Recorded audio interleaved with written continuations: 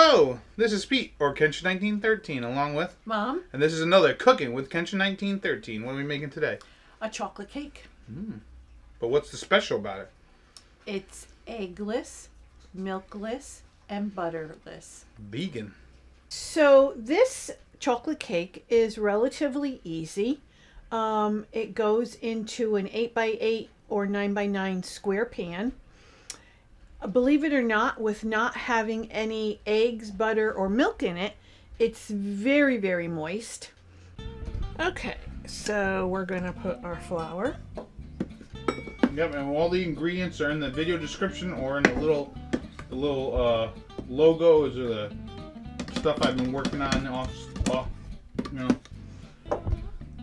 So we put in about, what is that, 1.5 cups of flour. Yep, we're going to put in a cup of sugar. And so this is a recipe that my mom has had for some time. Yep. They used to actually call this depression cake before all the vegan stuff came out. So we are going to add our cocoa powder, which we're going to use dark cocoa powder. Or red, whatever you got on hand. We got the Hershey's. Not that we're sponsored by them, but it's delicious.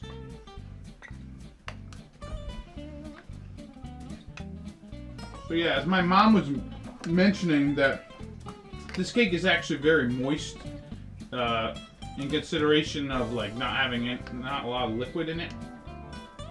I think the thing that makes it be very moist is the oil and the vinegar, which honestly adds a nice touch to it.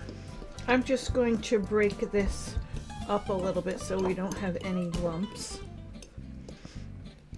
You don't want a lumpy cake. So the next thing we're going to add is our salt. And yeah, let me know what you guys think about the graphics packages that I've done. We got the title, the lower third, we got ingredients, got food facts, the subscribe buttons, everything.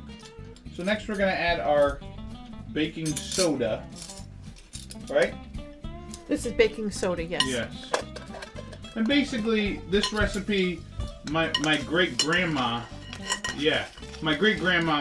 she had a recipe for this because back in the days, maybe you didn't have eggs and butter and stuff. Or they were rationed.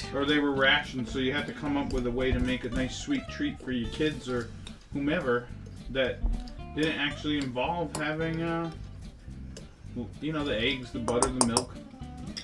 Yeah, believe it or not, when you add vanilla to chocolate, it actually helps bring out some of the flavor. The other thing that you could add to this is a nice heaping tablespoon of coffee crystals, instant coffee crystals. If you want that would make it like a mocha. Yeah. And you wouldn't think about putting vinegar in a cake, but this is apple cider vinegar. Yeah, and you're putting in how many tablespoons? Just a tablespoon. Just a tablespoon. Yeah, you wouldn't think to do that, but it actually helps to give it a little flavor and help rise as well. We're going to add just 1/3 cup of oil. Vegetable oil or canola oil. Good stuff. But yeah, this is a cake my mom's been making during the pandemic, just to kind of be like, yeah, you want something sweet, we're gonna make it. Kind of reminds her of her grandma. Gonna stir this a bit. Yeah, with the oil in it. She has not put the water in yet. And Peter was saying that we don't have an awful lot to say about this other than it's a good recipe. Yeah, and it's quick and simple. The only thing that you might not have in your house to make this is probably cocoa powder. Not everybody has cocoa powder in their house. We don't really usually have it, but or when you buy it, it lasts a long time. Yeah.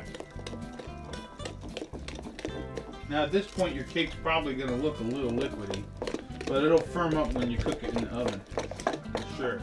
And then the only thing that you have to do with it when it comes out, of course after it cools, dust it with a little bit of confectionery sugar, or you could take it out and cut it in half and fill it with whipped cream.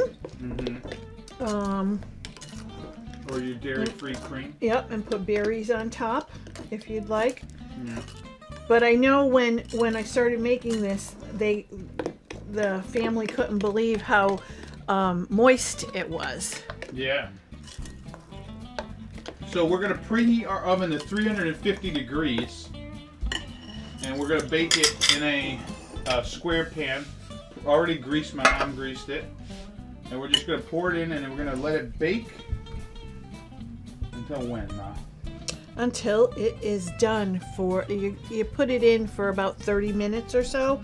But you want to, you know, test it at the 30-minute mark with your toothpick in the middle, just to make sure that the center is all cooked. Okay. Who wants to lick a bowl? You actually could, because there's no eggs in here. Yum. So we'll throw this in the 350 degree oven and let it cook for 30 minutes. We took the chocolate cake out. Gonna stick a toothpick in. Done.